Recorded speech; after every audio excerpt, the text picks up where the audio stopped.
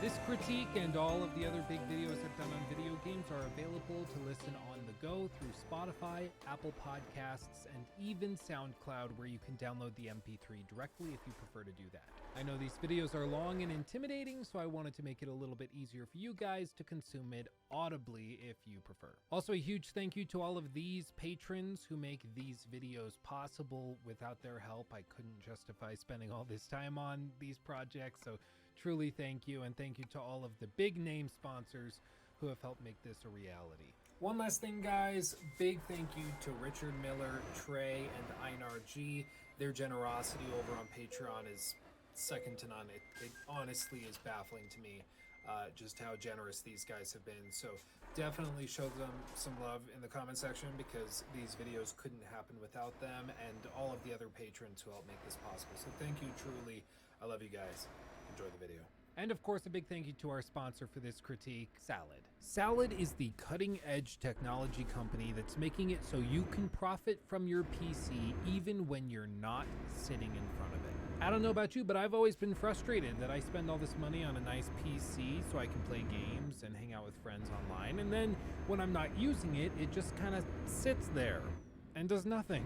Well, Salad aims to fix that by using your computer when you're AFK to solve complex equations to earn you money and rewards that you'll actually use. It's really straightforward. You'll install the app onto your desktop, and then whenever it detects that you haven't been using it for a set period of time that you determine, it will start to solve complex math equations using your computer hardware, and in exchange for your contribution to solving advanced computing tasks like blockchain validation and bandwidth sharing, you will receive a payment. And you'd be surprised at how quickly it can add up. I've actually been sponsored by Salad before, and the reason I keep working with them is because I still use their service all the time. Like, literally, all the time. With the rewards you get, you can either cash out directly to, say, Amazon gift cards, or you can directly redeem copies of Steam games, for example, that you can redeem straight into your library. That's actually how I got my copy of God of War on Steam. I didn't pay for it. I just let my computer do the work while I was away from my desk throughout the day, and over the course of a few days and weeks, it generated enough revenue to redeem a very expensive, very premium title, and it didn't cost me anything. It's extremely easy to use, it's free to join, and in addition to that, it's a great company. They even donate a fixed percentage of their annual profits to charity, because why not? Check them out at the link in the video description box below or in the pinned comment, and make sure to use the promo code Elden when you sign up so that they know I sent you. Join me at the desk. Where do I even begin with a game like Elden Ring? It's massive, beloved, and has also dealt with its own fair share of criticism, some deserved, some undeserved. Over the last few months, I've also been racking my brain over what I should say about it. I've made a few other videos that will be referenced later on in this video, where I broke down certain design elements, such as the 40-second design rule of its open world, or a video I made on its lack of performance stability, and its rave reviews prior to launch that were quickly walked back upon release. And while I have strong thoughts with regards to each of those elements, they don't really cohere into a singular opinion of the game. You see, this is one of the most captivating video games that I've played in a long time, and what I mean by that is that I was able to lose dozens upon dozens of hours in this world with almost no effort on my part at all. The game is so well put together, it is remarkably satisfying to play, especially if you are the type to enjoy these games. I say that because if you don't like From Software games, or at least haven't in the past, you are very unlikely to have your opinion significantly changed with Elden Ring. It's more of the same, just refined. In addition, there are huge chunks of this game which severely lack polish or thought and are even unacceptably bad. Now, one of the reasons I wanted to take my time making this video and wait for a little while after the game launched to release it was because I wanted the dust to settle, so hopefully people could look at the game a little more critically than they probably would when caught up in the hype of it all. I'm not going to spend hours lavishly praising the title without balancing it out with some much deserved criticism. This is not the perfect video game. I wouldn't even call it a masterpiece, and I also wouldn't call it a generation-defining game like so many other reviewers have. Now, I don't fault them for that opinion. I get what they were saying, and I think in many cases they were caught up in the hype and excitement of the game's launch. That level of excitement is enough to fog any mirror, and the fact that the game lives up to many of the expectations we had and hopes leading up to the game's launch, it certainly assisted the developers in the conclusion that this was one of the best games that had ever been made, especially in this genre. But what we've seen in the months following the game's release is a slew of bugs, poorly optimized patches, balancing efforts that break other huge portions of the game, and seemingly an inability on the developers' part to wrestle with this monster that they've created. You see, this game is massive. It's a game that's so large in so many ways, it's honestly baffling that a team the size of From Software was able to put it together. I mean that in the nicest way possible. It's remarkable. But even so, they are a team of developers like any other studio. They aren't equipped with any magical abilities that make them capable of things that other studios can't do. In the words of Todd Howard from Bethesda Game Studios when he spoke about the development process of Skyrim, "We can do anything, we just can't do everything." And in this case, the From Software team elected to put together a massive open world that's filled with bosses that challenge the player's combat abilities, all while maintaining the artistic quality that we've come to know and love from past titles. And they succeeded in that pursuit, and that's why so many people gave the game such rave reviews at launch. The exact thing that players wanted out of Elden Ring, they got. Living up to that hype alone was enough for many people to consider this game an instant hit. But just like Todd Howard said, you can do anything, just not everything. And so while they managed to do some things very, very well, there were a lot of other elements of the game's design and qualitative standards that fell by the wayside. I don't want to look at this game in any sort of myopic way. I want to look at it as a video game in a vacuum. I want to ask questions like, is the game really enjoyable because it's designed in a quality way, or is it just another game in the same vein of games that I happen to enjoy?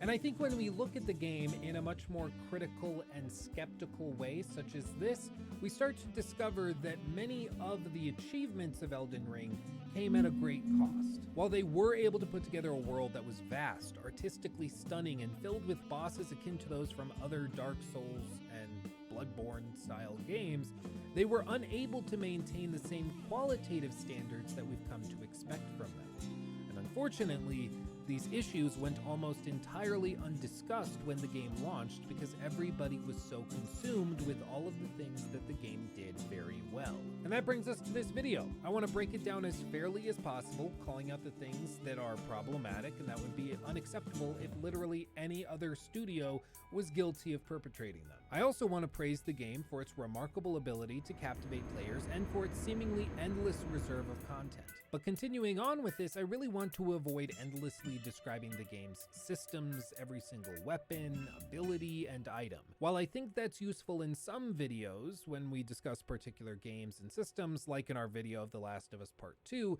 I don't think that this is actually much use here. Rather than doing that, I'm going to try and save us all the time and instead focus on what I think are the best and most important elements of the game, or at least the parts that I think demand being addressed. So allow me to summarize my overarching opinion of Elden Ring before we get into the meat of the video. Elden Ring is a tremendous game that launched horribly unbalanced and very broken for many PC players. The game is massive and, according to a survey I did of almost 2,000 fans, it's a game that will take anywhere from 70 to 150 hours to complete. It is artistically stunning, quantitatively baffling, and qualitatively unpredictable. Some boss fights stand as triumphs, earning their place among the best engagements From Software has ever designed, and others are so bafflingly bad that they seem as though they were developed by another team of amateurs trying to rip off of From Software's boss design. It's truly amazing. It's a game that was really good at launch, though far from perfect, and it's one that's certainly going to get better and better as time goes on and further patches are released. As of this point, mid-2022, a few months after its release, I can certainly say that Elden Ring is one of the most remarkable games I have ever played, and it is one that I will surely reference over the coming years in constant comparison to the endless stream of imitation attempts that will surely come. It's a great game, but just because it's great doesn't mean that it's immune to criticism or that it's incapable of faltering every once in a while. And in this video, I hope to clearly and concisely describe the issues I have with Elden Ring, while also praising it for the countless things it does very, very well. I'm doing this not to be petty or cynical, but rather because I want to see the next game that From Software develops take all of this up a notch. While I don't think that Elden Ring is a masterpiece in open world design or even in the action RPG space, I do think that From Software's next attempt could reach that level with a slight shift in focus, some simplifications, and a return to their obsession with quality over quantity. Now, I'm sure it goes without saying, but I'm going to spoil pretty much everything that happens in the game in this video. Like, everything. I'm not sure we're going to go through every single boss in the game, but we're certainly going to be very, very close. I say this because while I do have a lot of bosses described in the script that I have for this video, when we go through the editing process and we try to fill out the empty gaps in the script with footage, sometimes we just sprinkle in other gameplay sequences and boss fights. So it's possible you'll see a boss in the video format that I don't happen to talk about verbally, but all told, you should just assume I'm going to show pretty much everything. I can almost guarantee that we'll show every area in the game, including locations of hidden items, weapons, and armor sets. We're going to discuss balancing, character build-outs, bosses' move sets, world design, and much, much, much more. So, if you haven't played the game yet, you should absolutely stop this video now with the understanding that I do recommend it. Go play it and return to this video once you're done. I won't say that you can't enjoy the game if you watch this video first, but I think you would be much better served, especially with a lot of the bigger and more surprising moments and areas in the game, if you went in blind. We're going to discuss later in the video whether or not there is a right or wrong way to play games like this, because it's been a topic of much debate over the last few months, with countless players saying that if you use certain weapons or armor or farm for runes to level up, or that if you look up where to find certain armor pieces or weapons, you're simply playing the game wrong, all while other players will point out that using summons is making the game too easy, and doing so effectively forfeits one's ability to reasonably discuss a boss's difficulty or quality. But all of that said, in my opinion, these protestations are remarkably stupid, and we're going to break down why piece by piece. But for now, I would just say that if you're going to play Elden Ring for the first time before watching this video, you should try to do so without grinding or farming for runes, and trying to play the game in as organic and natural feeling a way as possible. I can't believe I have to say it, but you probably shouldn't go looking up for the most broken build to play on this particular patch of the game. That sort of misses the point. And I only say that because one of my friends did exactly that and then had an awful time with the game because he didn't learn how to play it. He just looked at the most broken thing he could do. So don't be like him. Play it naturally. I don't like telling people how to play games, but in my mind, this is pretty self-evident. You're supposed to play the game. And in the case of Elden Ring, playing the game means exploring, fighting bosses, and collecting new items. All the while, you're collecting runes that you can use to level up your character and gain power. If you do any of those singular items to the exclusion of everything else, you are missing out on everything else that the game has to offer. If all you do is run around looking for weapons to collect, avoiding boss fights, and only engaging with smaller enemies to get runes, you're missing the point of the game. In the same way that if all you do in Elden Ring is hunt down bosses without looking around the new areas you discover, collecting different items, and without leveling up, you're also missing the point, and you probably won't have that great of a time because later bosses will kick your freaking ass. Simply just play the game. Engage with all of the systems, and it'll feel pretty natural after just a few hours. And when you're done with it, I'll be here and you can keep watching through this video.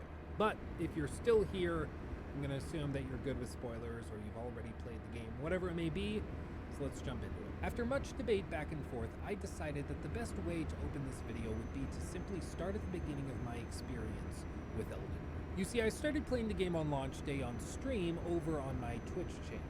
I initially decided to play the game on PC, ignorant of the fact that From Software titles are incapable of running at anything above 60 frames per second, regardless of the platform or the quality of the hardware. It's apparently an issue with their engine. Any frame rates above 60 mess with the animation timings and AI, and the entire game basically breaks. I know I've been called out in the comment section before for being a bit of a frame rate snob.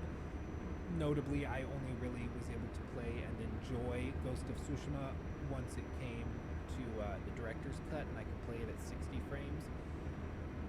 I admit it, I like high frame rates. You got me, guilty. But even so, this is baffling to me. If any other game launched on PC with a hard 60 FPS cap built right into the engine, it would be criticized roundly. The only exception to this are sprite-based games like Factorio, which are physically incapable of being rendered at higher frame rates because the actual sprites have specific frame rates rendered into them. But in games like Factorio, the frame rate doesn't actually have that much to do with the gameplay. But in a From Software title, the frame rate gives a qualitative and very quantifiable advantage to the player. More frames means finer control over the character and their movement and attacks. It's 2022, and the fact that I can play this game on a $5,000 PC and then on my $500 PlayStation 5 and see no difference at all on the screen other than a little bit of a resolution boost, it's frankly ridiculous in my mind. I know, like, boo-hoo, PC Master Race, your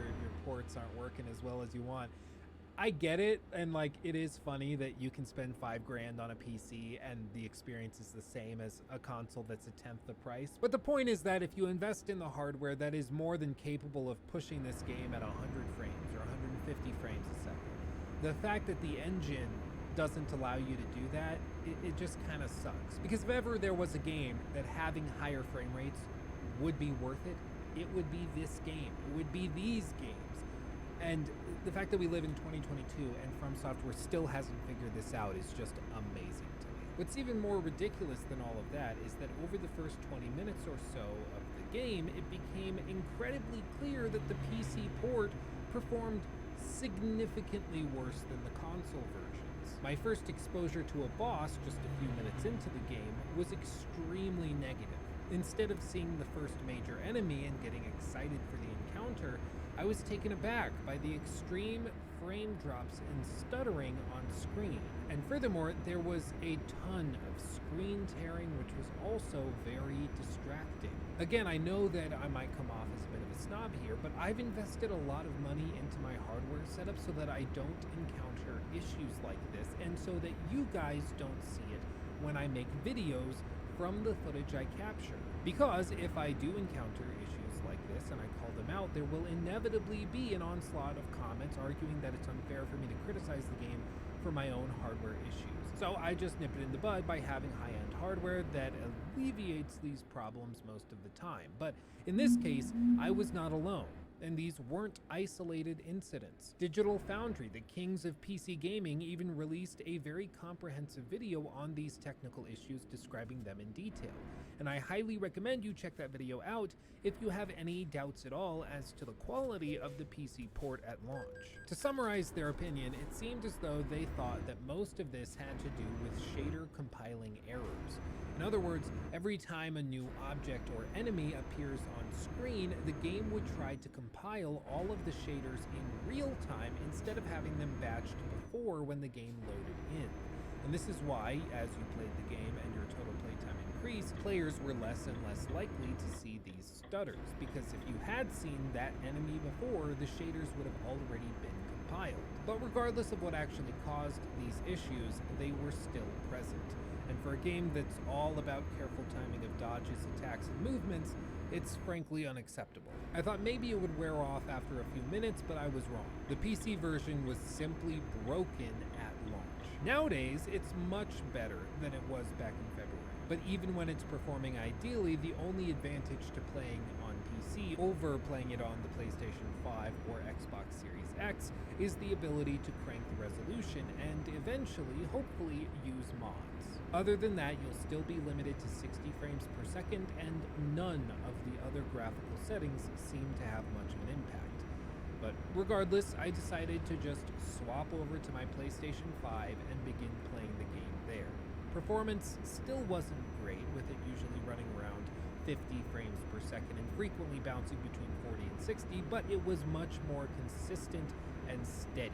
So I just swapped over, rebuilt my character, and began playing again. I should also note that players found that using the PlayStation 4 version of the game, in other words, when you install the game to PlayStation 5, you select the PS4 version of the game, not the PS5 version of the game.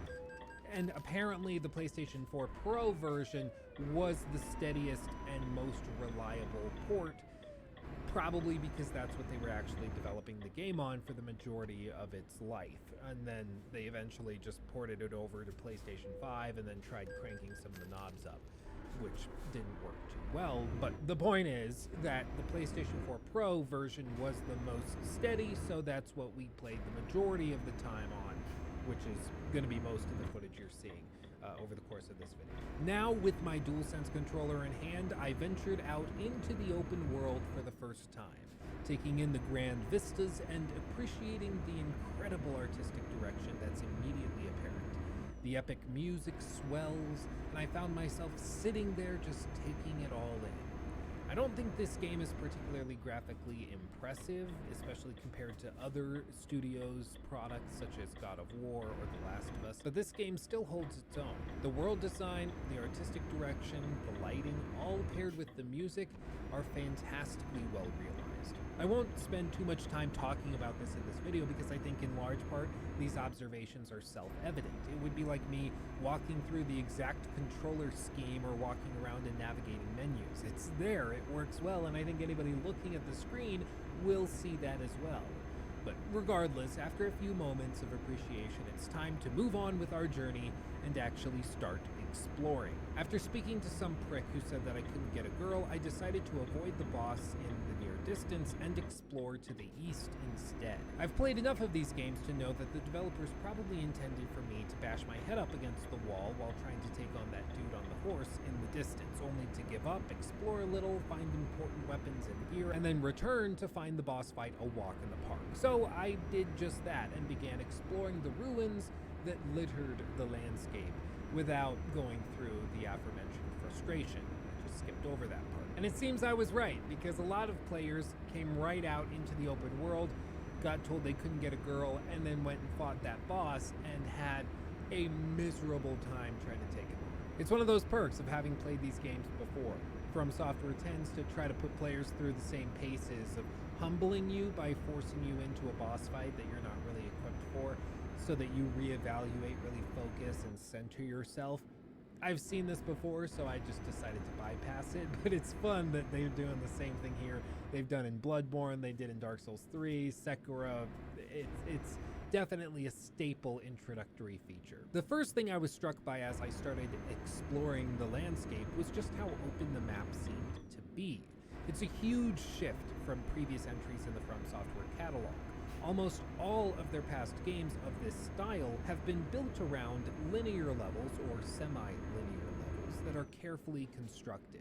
Some of them may even feature open areas within them or sprawling vistas, but for the most part, you're traveling through pretty narrow levels that lead to one or two destinations. But when you're playing Elden Ring, the first thing you'll notice is that there is no such guidance this time around. There are no levels. There are no small claustrophobic corridors leading you to a set destination. It's all up to you. Once you enter the open world for the first time, you are prompted with a message that describes how the game's map works. And it's here that you learn to follow these guiding lights, as they're called. Basically, these things emit off of sights of grace, which are effectively bonfires or lanterns, as they've been called in previous games. These guiding lights are light arcs that stretch from the center point of the bonfire or site of grace and point in a specific direction. And following these arcs will lead you to the next site of grace, which will lead you to yet another, and then another, and so on. And following all of these will lead you to the major boss fights that you'll need to clear before moving on to the next area in the story. In other words, these light arcs serve as the main quest guide. There's no menu to navigate to tell you where to go. You just pull open the map and see where these things are pointing, or in the game itself, see where they happen to be pointing to get your bearings for where you need to go next. Later in the game, it will be very clear where you need to go at all times, and you won't really need to look at where the lights are guiding you. But early in the game, they're definitely useful to give you a general direction to explore, and everything is put together in a fairly straightforward way so that you get funneled through certain choke points that ensure players will all see roughly the same thing at roughly the same time. One of the other things that's incredibly important in these early hours is your mount, Torrent. You'll get access to this guy after discovering 3 sites of grace.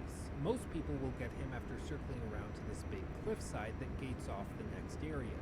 Once you have access to the mount, the world is your oyster, and you can go almost anywhere you want. You can sprint, double jump, and he can be summoned out of thin air.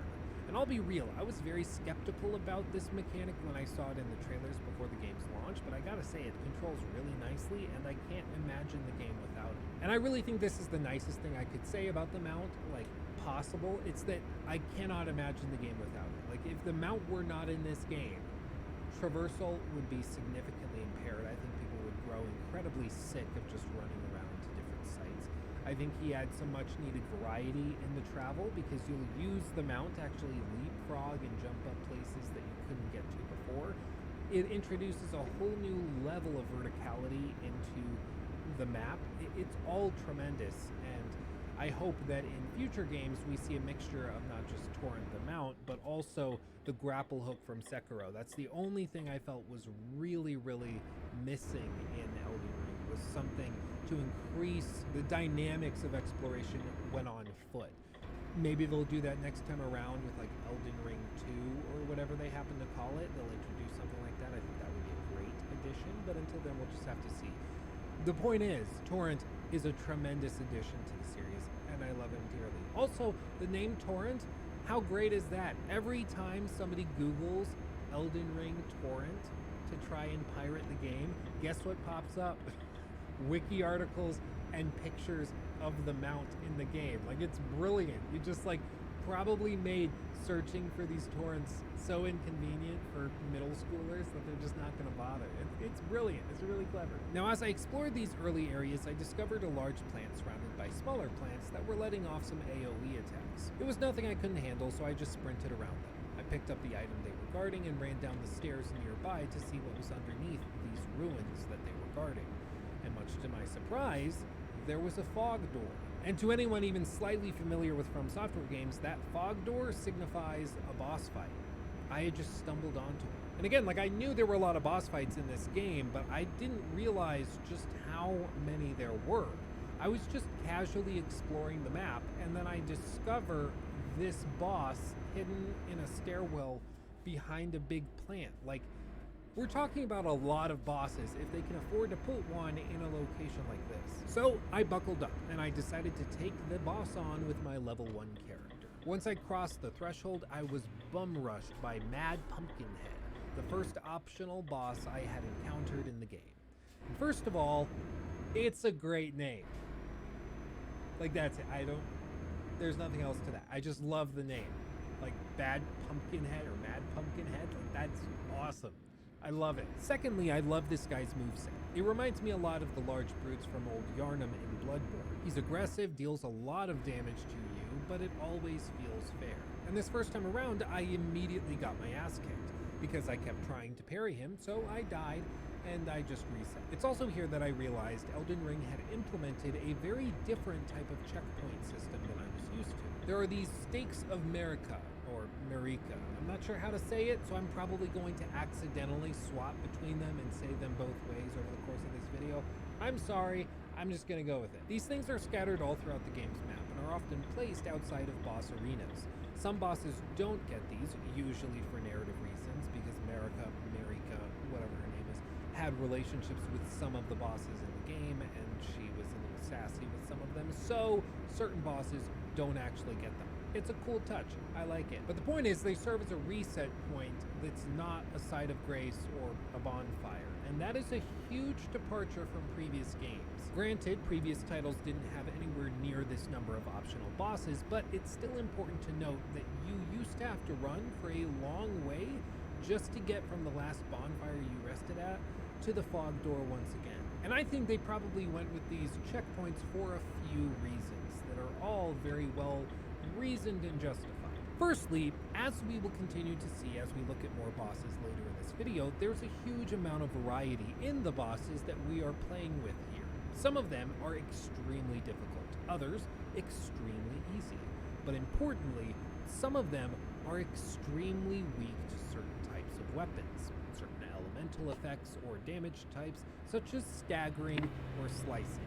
And because of this, some players, depending on their builds, will find one boss incredibly easy and another incredibly difficult, even when compared directly to another player of the same level, based purely off of what weapons they are using. As a result, the developers seem to have given up on trying to balance all of these encounters dynamically and instead just give you a quick checkpoint so that if you ever die while exploring and taking on one of these optional bosses that you stumble upon, you can quickly reload and it doesn't feel as unfair as if you had just lost 20 minutes of exploration like in the last few games. And I will testify, there is nothing as frustrating as playing through a From Software game, stumbling onto a boss, getting killed, losing all of the souls or runes, whatever the currency is in that particular game, and then forgetting how you got to that boss arena.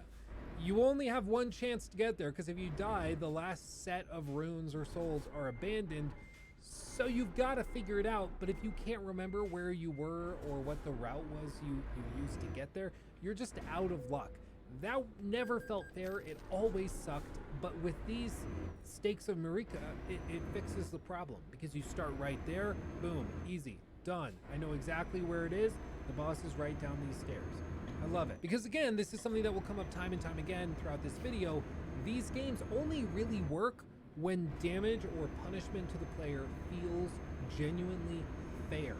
When it doesn't feel fair, such as the frame drops on the PC port, the game doesn't feel like, oh, a challenge, oh, that was so difficult, but I fought hard and I overcame adversity to win it. It just feels bad. It's not fun. But when it feels fair, it's all the more satisfying when you finally figure it out and overcome that obstacle. Dying and losing all of your souls, blood echoes, runes, whatever, because you couldn't remember how to get back to the place that you accidentally discovered, that wasn't fun. But having a site of grace or a checkpoint nearby that you can quickly pop to and then run back into the boss arena keeps the fun, keeps it engaging, and removes some unnecessary bloat and filler in the form of running between the site of grace or bonfire or whatever to the boss arena, because it wasn't necessary. Instead, they just give you a checkpoint, you're good. Secondly, I think the developers wanted to encourage players to take on bosses as they discover them out in the world.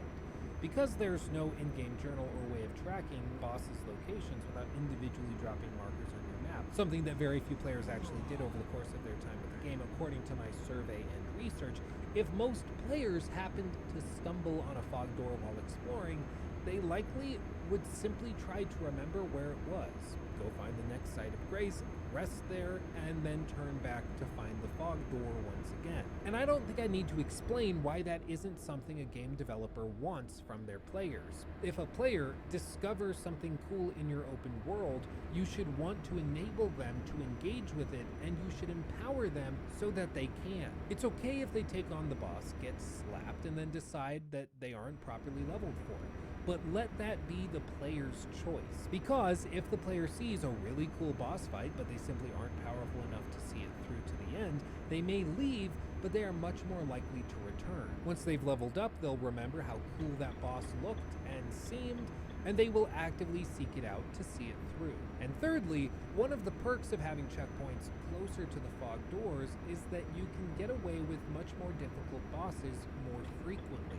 The player is far less likely to grow frustrated and give up on an encounter if it's only a 10-second walk to a fog door compared to some of the 3, 4, or 5-minute trudges from previous games. Really, no matter which way you look at it, I think these Marika stakes are a tremendous addition, and I hope they stick it out and remain in future titles. They aren't in every single boss arena, as I mentioned earlier, and they serve as a great quality of life improvement.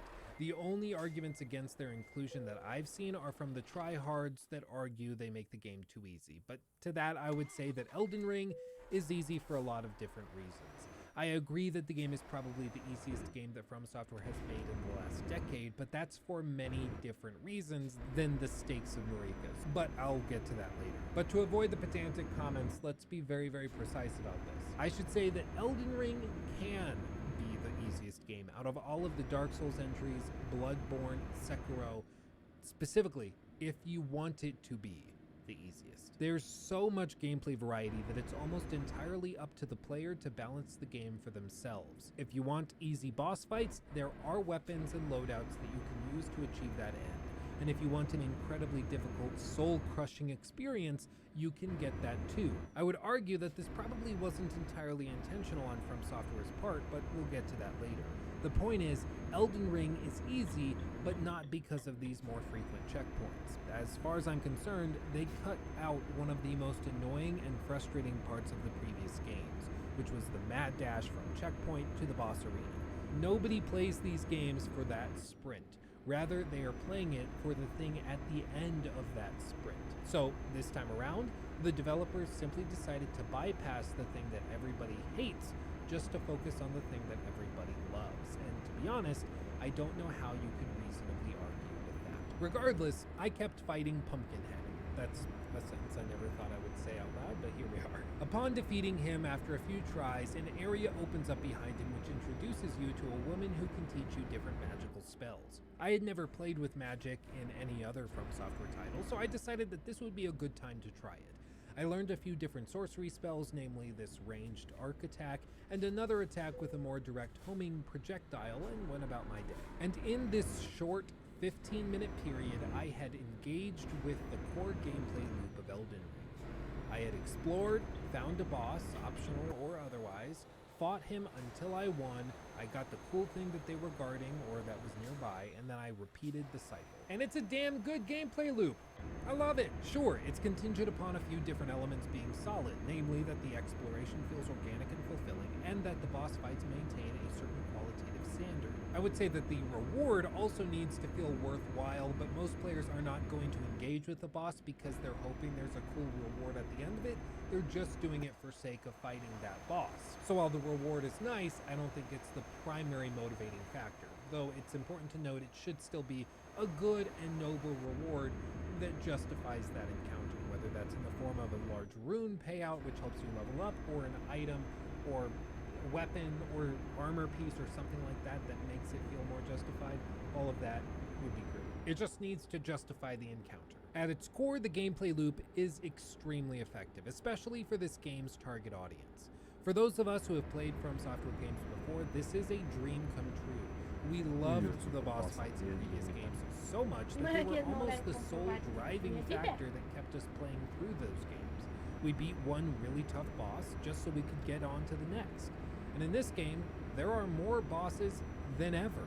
More cool stuff to find and to use against the bosses than ever, and it's all contained within a world that's visually stunning and overflowing with more interesting things to see than ever. For example, immediately after leaving Pumpkinhead's arena, I exited and crossed over to a rock ledge to the west, just a stone's throw away. What I saw stuck with me for the entirety of my run. There were two malicious, malignant monstrosities with stakes through their backs. They were dragging a large cart that looked to be the centerpiece of a funeral procession, and trailing behind them appeared to be a large group of mourners, walking slowly as this coffin was brought to its presumed final destination. It was beautiful, eerie, disturbing, and it was also fascinating, all at the same time. I'm still not entirely sure what was going on here, though I am sure that one or many of you will let me know in the comment section below the like button what the lore explanation for this event was. What I do know is that it was memorable enough that I started looking for these coffins elsewhere, trying to discover where they might have been taking this body. There are graves everywhere on the map, of course, but this one seemed special. And as you explore the rest of the map, you'll see these guys and these funeral processions scattered all around, and they're usually headed to special areas like the House of a Boss, a site where there are a lot of smithing stones that are useful for upgrading weapons or other such treasures. Now at this point, I had only been playing the game for around an hour, and I was already captivated. I wanted to know where this funeral procession was going, where they came from, if I was going to find anything interesting when I arrived at their destination. I had also defeated a boss that I discovered haphazardly, which was immensely satisfying in itself. The boss felt fair and balanced and seemed to maintain the same qualitative standard as the bosses from the previous games. I'd also collected some cool new sorceries, and on top of all of this, I had gained runes that I could use to level up, grow in power, and be prepared to take on the next boss. This is the core gameplay loop of Elden Ring, and it is tremendous. The only time I have a problem with Elden Ring or get frustrated with it is when one of the elements of this core loop falters. And unfortunately, that happens a lot, especially in the mid-game when you are very likely to grow more powerful than the bosses you'll be taking on. You see, as the following hours tick by, we will take on a number of big-name bosses, specifically Margit, Godric, the Red Wolf, Renala, Godfrey, Morgott, the Fire Giant, Godskin Duo, Malekith, Sir Gideon, Godfrey, Radagon, and then the Elden Beast. If you look at this map, you can see where each of these bosses are located, and you can see they follow a fairly straightforward path. You'll also notice that there aren't any necessary major bosses in Caelid, the section in the bottom right portion of the map, which is somewhat interesting. I don't actually know why this was. Like, why didn't the story force you there to engage with some big bosses that were themed around the area? It seems like an area where you could have some really gross, really difficult bosses for the main story, but the game just never goes there. I don't know if they're saving that for a DLC or if they were going to put big bosses in there and then just threw them elsewhere. I really don't know, but it is odd that there's no main story content in that portion of the map. It's just odd to me. Going with this map, I would rank the levels as such. With this breakdown, the yellow areas would be classified as the early game, or the first act. The blue areas I would classify as the mid-game or second act, and the red areas are the end game, which focus predominantly on difficult bosses that will likely be taken on one after the other without much exploration in between. This red portion of the map is extremely linear. You will be going through sharp corridors, and it feels much more in line with what you would expect from a Dark Souls game. On the contrary, the yellow and blue areas, very, very unique, just to Elden Ring, wide open expanses, tons of optional bosses to be found. It's where I think Elden Ring is really at its best. But what is the point of this? Well, balance is a huge issue in Elden Ring. Because of course players are going to be going to and from almost any location whenever they want, figuring out how difficult to make a boss at any given location or time is very, very difficult. Because after all, if one player can take on a boss at level 50, but other players are going to take him on at level 100, how do you make sure that boss is still engaging for both players without it feeling either way too difficult for the level 50 player or way too easy for the level 100 character? And this is where we get into discussion of the overarching balance in Elden Ring and why it doesn't work super well. But before we get into that, I need to do a costume change. Spin move!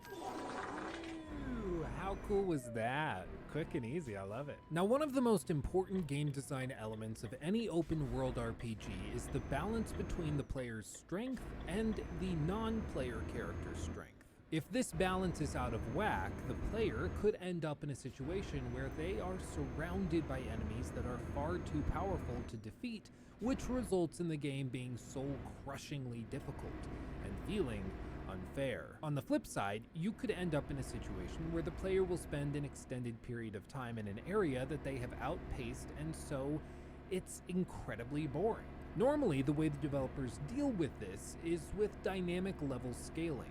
Narrative gates to prevent you from progressing until you've accomplished certain things that would indicate you've grown in power such that you could handle the next area, or the typical From Software approach, which is with what's known as a DPS check.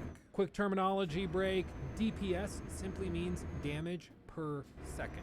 So a DPS check is just checking what your DPS is. In other words, a DPS check is when the game challenges the player in a certain way that, in theory, can only be passed if the player is able to put out a set amount of damage and withstand a certain amount of damage, which would be an indication of either the player's skill or their character's level and loadout, or hopefully a combination of the two. Think of something like Father Gascon in Bloodborne. He's an early game boss, and many players will find him extremely difficult. But simply, he serves one major purpose, and that is to train the player how to use the parry mechanic. From Software could have simply had a training area where you have to land, say, 10 parries in a row, but instead they decided to teach the player through this actual in-game encounter. It's certainly possible to defeat him without using parries of any kind, but it will be vastly more difficult and tedious. So, if players get past him, the developers know one of two things. Either the player has mastered the parry mechanic such that they are ready to move on to the next area where it will be incredibly important to making that area easier, or they are well equipped enough to deal with high-level enemies even without parries. But either way, the player is ready to move on. Now, Elden Ring has a few of these DPS checks and gameplay checks, but they're few and far between, and that's mainly for one key reason, and that is that they never really know where you're gonna go to next. I mean, just in line with what I described in my opening moments with the game, I saw a boss in front of me that I figured most players would probably beat their head against, so instead of dealing with him, I just turned right and ran in the other direction. The developers don't know if you or I or any other player are going to go for that boss or run off and explore, and if they are going to go off and explore, in which direction they're going to go. This makes it incredibly difficult to have set DPS checks without sort of funneling all players through one specific portal, which is what they do a few times in the game, especially towards the end when they want to make sure players are at a reasonable level of skill or difficulty or power before moving on to the high-level end-game bosses. It's very apparent that they intended for you to explore freely. You're not wrong for doing that. They wanted you to approach this game in a way very different from their prior titles. And fascinatingly, the game's director, Hidetaka Miyazaki, expressed a lot of angst and concern over this in interviews leading up to the game's launch. He was genuinely worried that die-hard fans of the series wouldn't like Elden Ring because it was designed for players to approach it in a much different way. And it turns out, he was right. Players who approached Elden Ring like Dark Souls ended up having a much harder time with it than those who approached it like they did a game, say, such as Skyrim or Breath of the Wild. And this is where we come back to the idea that I mentioned at the beginning. This game can be whatever you want it to be. If you want to have a soul-crushingly difficult experience, you can have that if you play in certain ways. If you want to just waltz your way through all of the major boss encounters, only struggling with the last few, you can do that if you want to play in a different way. And I'm really conflicted as to what I think about this, because I do think it's important that developers balance their games in a way that players can garner a somewhat predictable experience. I don't think your game is built in a very robust manner if Timmy can have one experience with it and Johnny has a totally different experience that's way more difficult and way more punishing just because they played it in different styles. Or to use another example, if half of your players have a great time exploring and find the boss encounters very approachable, but the other half consider the game to be extremely difficult and unfun in many cases, I can't help but feel as though something went wrong along the way, at least as long as the players were unaware of the alternative style of play or incapable of achieving it. If somebody intentionally wants to make the game difficult on themselves, that's up to them. In the same way that if you're doing pacifist runs of Fallout New Vegas, it's a totally fair way to play the game, one that the developers specifically allowed for, but it's also a play style that's going to be much more difficult to pull off than your standard run of the game, but it's still your prerogative to do it. And going down that same vein of an RPG, if players know that there are a couple of weapons, such as the anti-material rifle in Fallout New Vegas, that make most encounters extremely trivial, their choice to collect that weapon and use it as their main tool in combat is exclusively on the player.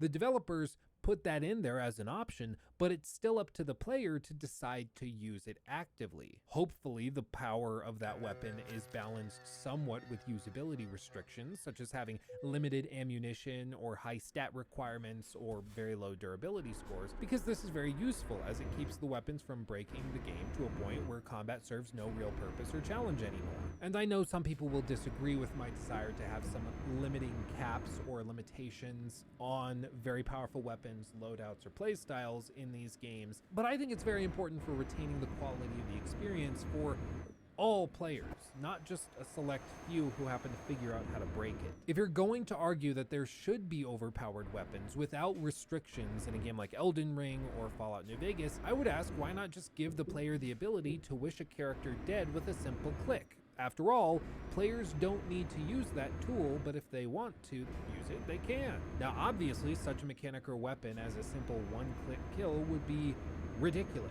And that's why you won't find such an overpowered, crazy, unbalanced ability in a well put together RPG.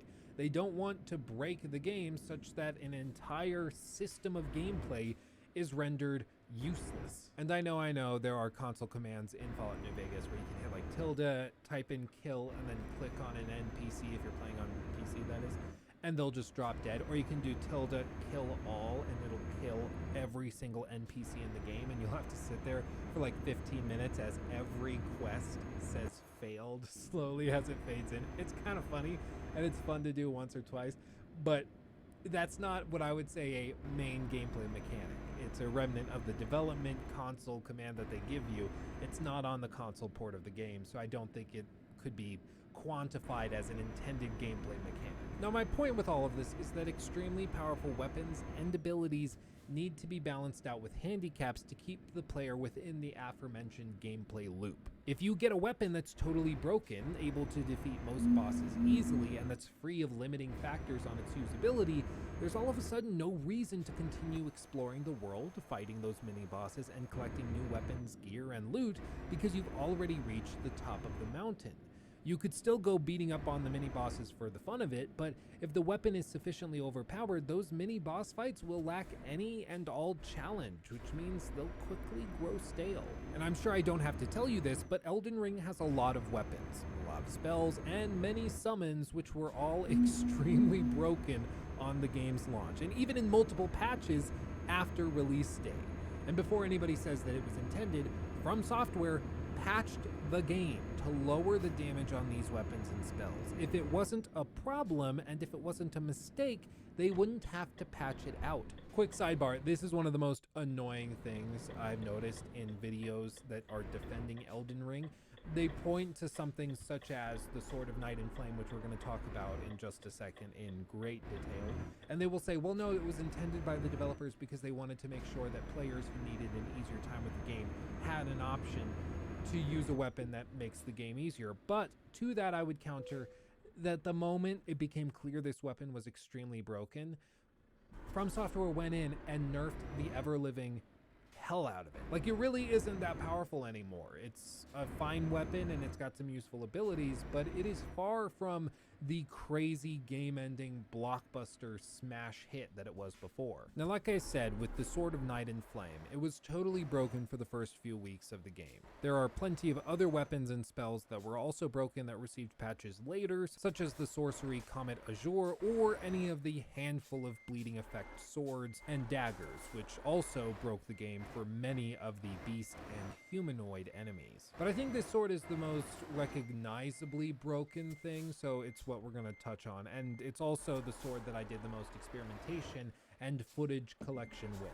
You've probably noticed over the course of this video that I've already shown a lot of gameplay using this sword, and part of it is because I just have a crap ton of footage using this sword on the server behind me, but also because I find it really funny how totally broken it is. I really want to hammer this point home because people talk about Elden Ring as if it's some masterfully calibrated and carefully constructed masterpiece, and it's just not. There's a ton here, but it really does feel like a game that's too big for the studio to even handle. It's a beast that got out of control, and From Software is just trying to wrestle with it at this point, which is why so many of the patches sort of fixed things and sort of broke other things. Now, in one of my playthroughs of Elden Ring in preparation for this critique, I used the Sword of Night and Flame for the majority of boss fights. I also wanted to test it without it getting nerfed in the middle of the run, so I did this particular playthrough on my PlayStation 5 Slim that's on the desk here,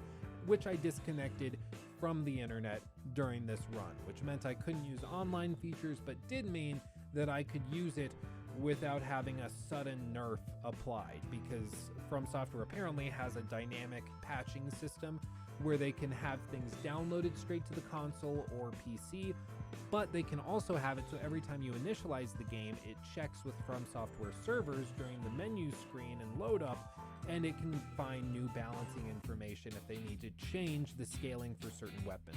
So pretty much if your console is connected to the internet, it will automatically nerf or rebalance weapons if From Software happen to send something through. So most of the footage you're going to see me using is from this offline playthrough using this sword, at least while we discuss this. Now, everybody online during this time was saying that this sword was totally broken, and some were even saying that it removed all joy and fun from the Elden Ring experience, so I had to test it myself. The sword is found in a corner of an abandoned room within an old castle that's possessed by severed hands. That is a sentence I never thought I would speak, but here we are. Now, I actually accidentally discovered this sword in the first 10 hours or so of my very first playthrough. Later, when everybody started complaining about it, I looked in my inventory and realized that I had already acquired it, so I just started using it there, and then later run-throughs I was able to go back to this exact location and retrieve it fairly easily. It's a pretty straightforward short sword, with typical light and heavy attacks based on R1 and R2. The difference is that you can hold down the left trigger and follow it up with a light or heavy attack to use its special attacks. One of them is a sweeping fire attack, specifically the special R2 attack, and the other one, the special R1 attack, shoots out a beam that deals magic damage. Now, interestingly, many of the early game bosses in that first zone that I showed you earlier are weak to either fire or magic damage, which means this sword absolutely slaps. This means that the weapon, which is already extremely powerful, is specifically useful in the early game when players are supposed to be learning how everything works. It's in the first quarter of a From Software video game that you're supposed to be spending time refining your skills so that you are set up for the more difficult bosses later on. What happened when the game released was that many new players to these From Software games looked up the most powerful loadout to cheese bosses, found a loadout of the Sword of Night and Flame, and then started using it to pimp slap everything they came across. And considering the scaling is primarily based off of intelligence, dexterity, and the amount of mana that you have applied to your character through runes and skill points, it's very easy to scale for this weapon. And yes, I did try using 2 of these Swords of Night and Flame. Basically, if you play co-op, one of your friends can effectively give you an item from their inventory, including a Sword of Night and Flame or any other weapon that they happen to have acquired. So my buddy Caleb let me have his Sword of Night and Flame that he was using, and I leveled both of them up to see if it would just totally demolish the game using 2 of these extremely powerful weapons. But it doesn't really work because you can't use like a double beam or a double fire sweep.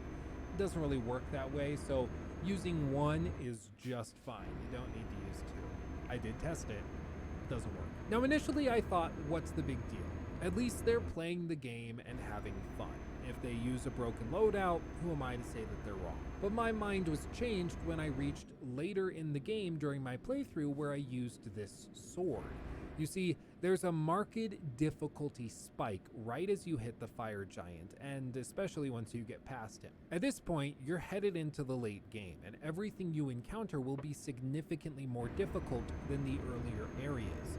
You're also going to be fighting a lot of bosses which have narrative origins in magic, meaning that they won't be weak to the sword and they will even have high resistances to it. There are also a lot of fire-themed bosses as well, which are highly resistant or even immune to fire damage.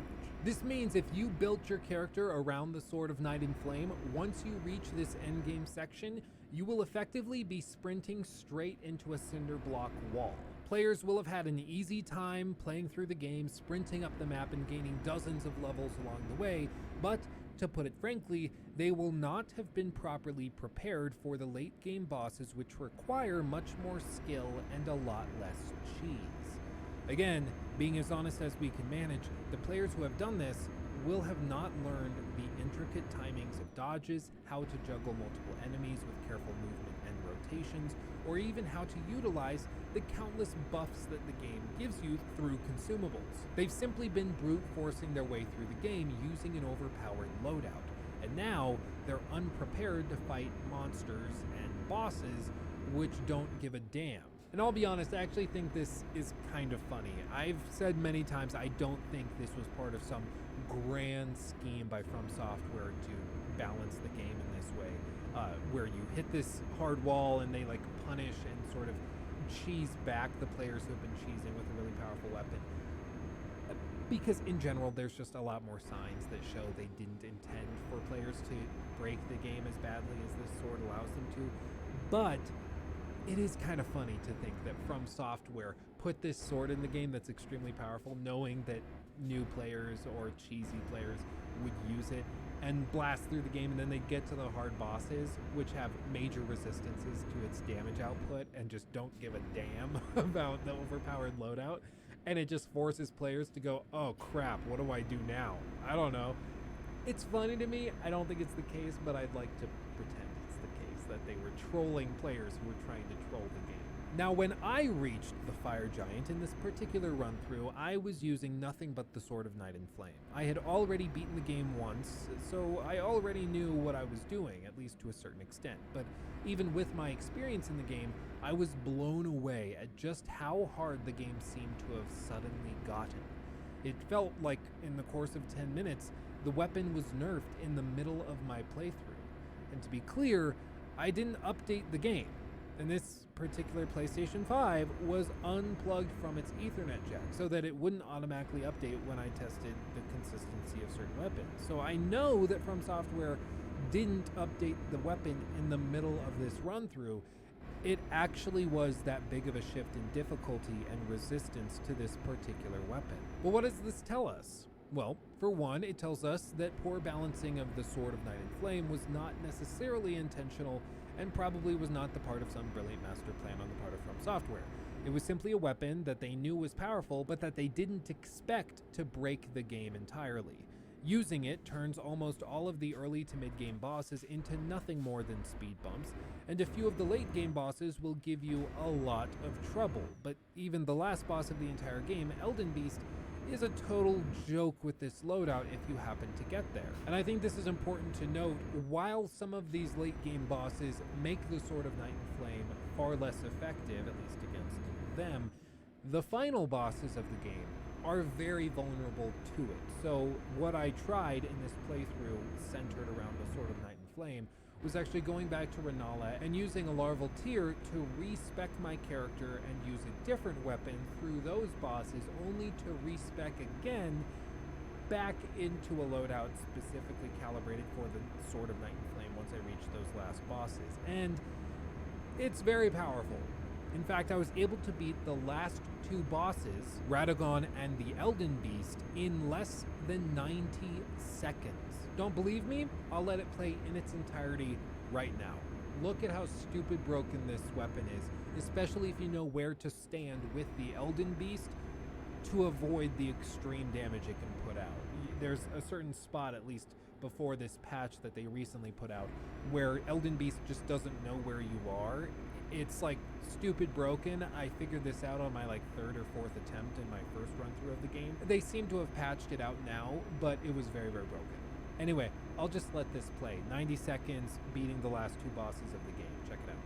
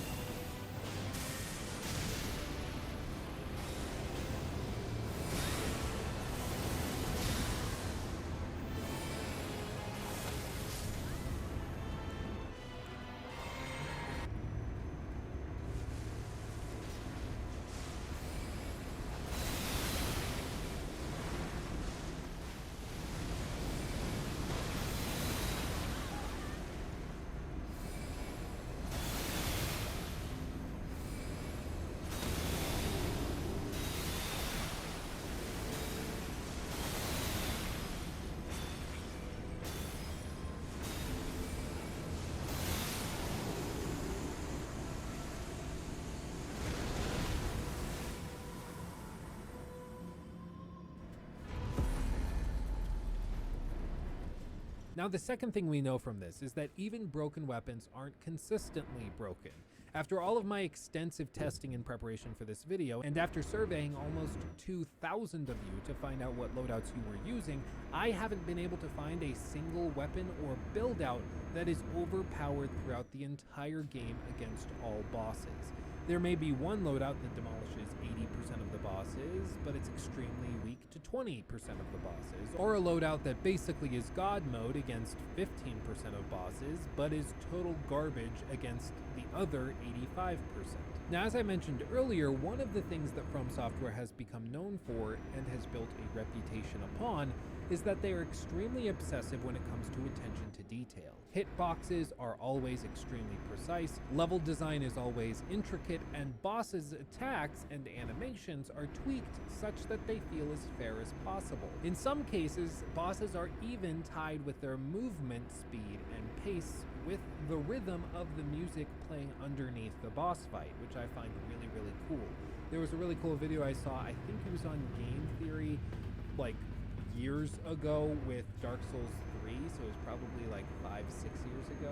I don't know, if somebody knows what that video is called, you should link it or mention it in the description box. Maybe just put the title, don't put the link, otherwise YouTube will flag you for spamming. But that video was tremendous, and it basically described how all of these bosses have specific movements and attacks which go in rhythm with the music, which helps for that sort of tribal, weirdly intuitive feeling when you're fighting some of these bosses, where you just instinctively know to dodge at a specific moment, even though there weren't any visible signs of an attack. You just feel it, and it's because that movement is tied with the rhythm of the music underneath. It's extremely impressive that they integrate all of these things so carefully and so finely.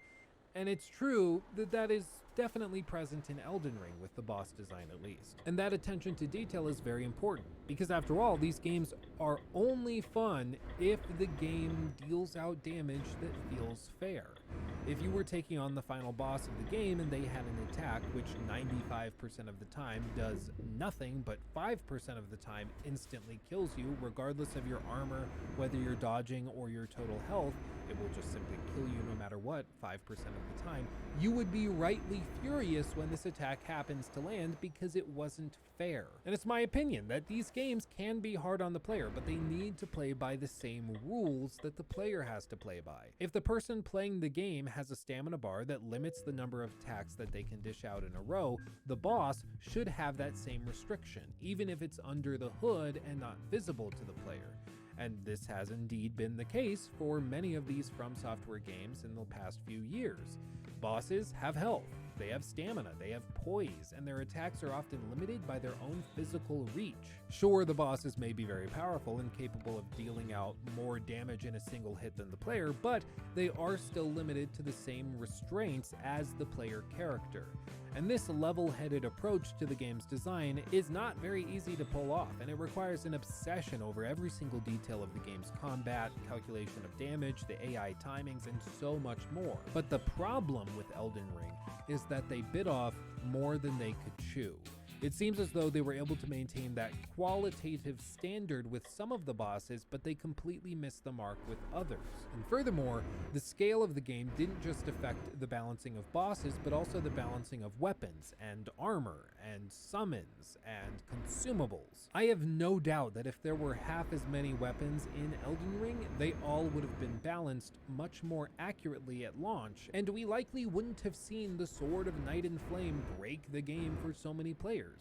I can't necessarily blame From Software for making the decision to go bigger and badder than they had ever gone before. After all, they wanted to make this game the craziest thing they had ever created, and they definitely succeeded in that pursuit, but it doesn't change the fact that the game is still too big for them to have balanced properly. And we can see that in the form of all of the broken weapons that they spent months balancing after its launch. Likely, they simply said amongst themselves that any issues discovered with regards to the game's balancing would just be rebalanced and patched after the game came out.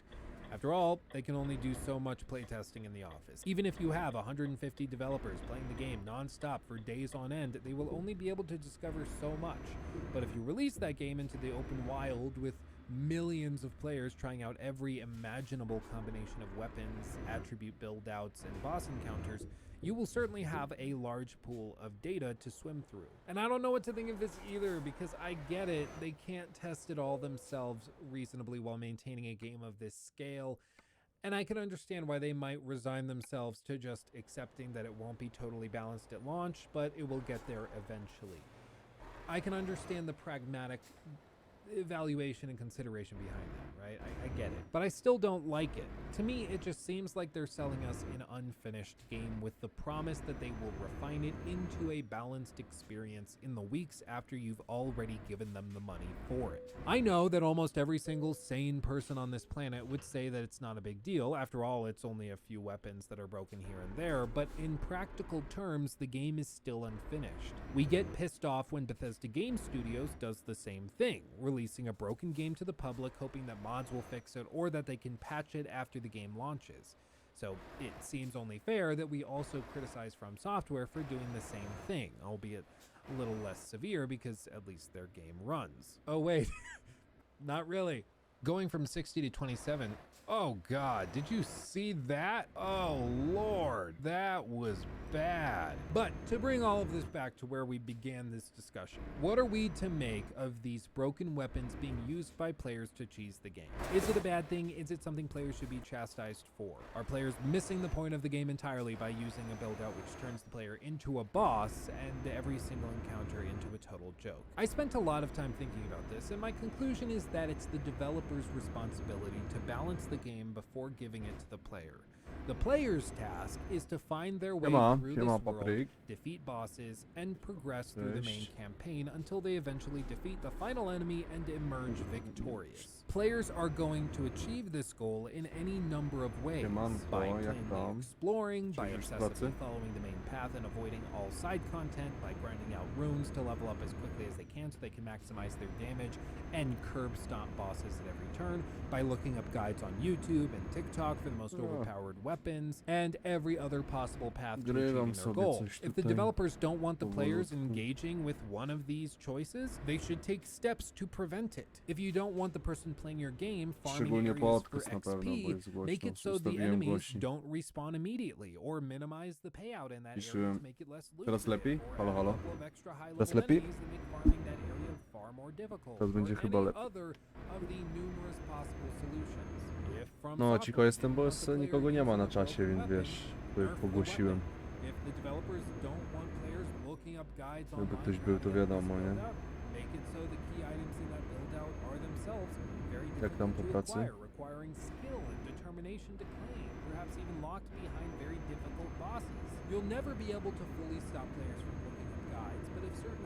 To dzisiaj będzie grane.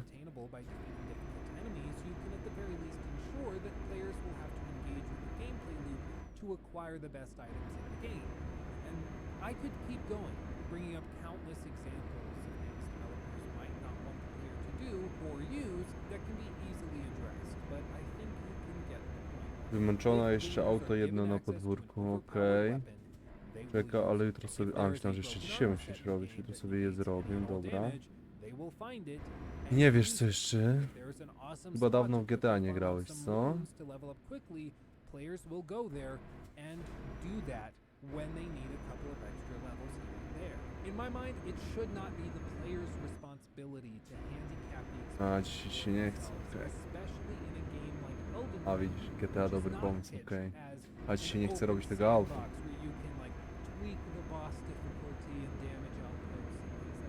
This is supposed to be a fairly refined, albeit open, but still, it should not be the player's responsibility to handicap their own. Jak tam zadowolony z wczorajszego wyścigu?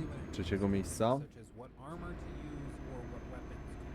When I see somebody using the Sword of Night and Flame, Comet Azure, or any of the other plethora of bleeding effect loadouts, I don't think that player is doing anything wrong. I just see somebody who's being resourceful and using the tools and exploits that the developers left in the game. Sure, we can say that they should get good and play the game with a weapon that doesn't curb stomp the bosses, but in a way, they sort of did get good.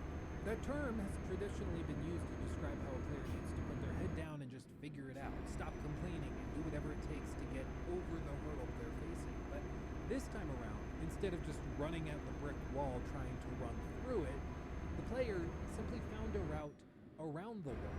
And I don't think that you should demean that player for doing it. They simply found an easier way to overcome the challenge than you did. I think they should probably be lauded for discovering an exploit and an oversight on the developer's part. But even with that said, I don't think cheesing your way through a game like Elden Ring is the path towards having the most fun with it or the most satisfying experience. It is true that if you have a harder time beating the boss and then you still beat that boss, Byle you'll podium. probably feel more satisfied than if you just walked in with an Dałbyś overpowered radę weapon. wyprzedzić Maliniaka? W jaki But sposób? that isn't Maliniak really wyglądał the mocno w quest tym in a wyścigu. game like Elden Ring. The quest and the task asked of the player is to beat these bosses and progress through the main No, route właśnie Maliniak towards taki jest, the że się nie final boss. wypierdala, więc dla And mnie był however drugie you miejsce achieve takie that goal oczywiste. is up to you. If you happen to find a route that includes some Ci się tam easy zdarzały bosses, wypierdolki. because you have a loadout that punishes them in particular, then good for you.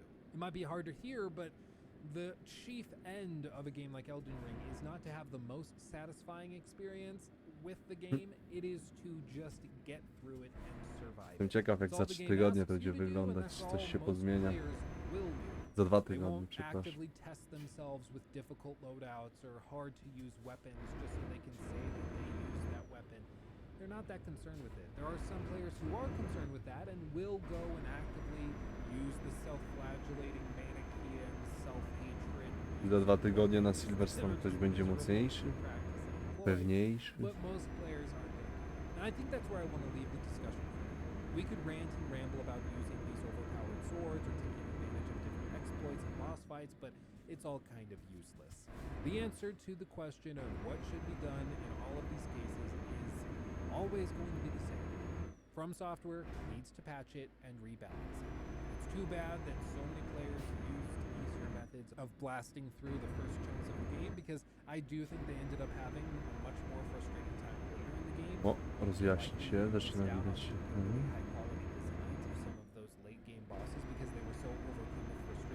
Na prostsze bym nie liczył. But at this point, months after the game's launch, many of these weapons have been patched and they've been rebalanced. From Software has become all too aware of how many of these weapons are broken, and they've spent months balancing and rebalancing all of them constantly.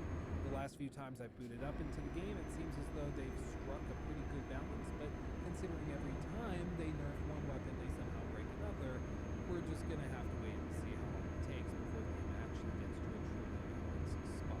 But setting aside the weapon variety and balancing, let's talk about the pacing for a little bit, because this is also a major problem in Elden Ring, and one that's been touched on by some critics but not others. Now, regardless of which weapon or loadout you are using at any given moment, it's incredibly important that as you play through the game, the rhythm and pace of the gameplay itself remains somewhat Wypierdolę. consistent. In previous games, Nic się nie stało. From Software has managed this very well, Kurwa, no ostry. because they can usually predict fairly closely what level or power the player would be for any given boss encounter. In Elden Ring, it's a little bit different. Now, to explain this, I'm going to use one of the greatest tools ever Te given to to nie man by F1, God. no właśnie, kurwa, ledwo zbieram The te reason zakręty. that the developers over at From Software Chciałem can't szybko je pokonać, a guarantee to exactly chuj. what level a player is going to be for a given area beyond a general idea is because of the freedom given to players to explore the map as they see fit. If the player starts in an area such as this right here, and they decide then to explore to the east, players are going to head over here and look for bosses in this general area. Now, as I said, the developers can only really go by Po what wewnętrznym. ideas and estimations Niektórych nawet wewnętrzna, zewnętrzna i jazda. Ja pierdolę, zajebałem. No nie. Już lekko samochodzik dojechany.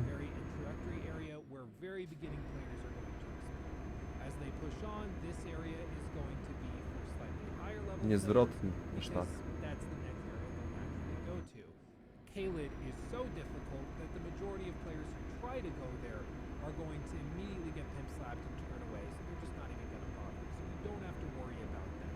But as they continue exploring and pushing up north, we'll see that there's another hard gate. Players getting through there will need to go through some specific DPS checks as we described earlier, so we can figure that most players will be around the same level going through this area, and then as they funnel up through this small area here, they'll probably explore this area O kurwa, in a zaraz mandat znowu general level dostanę. that we can predict. Mandatami Same tu mi with sypią, this, chłopie, jak... and same with these other Okej, okej. areas, specifically the inner capital and the late game version of that area of the map.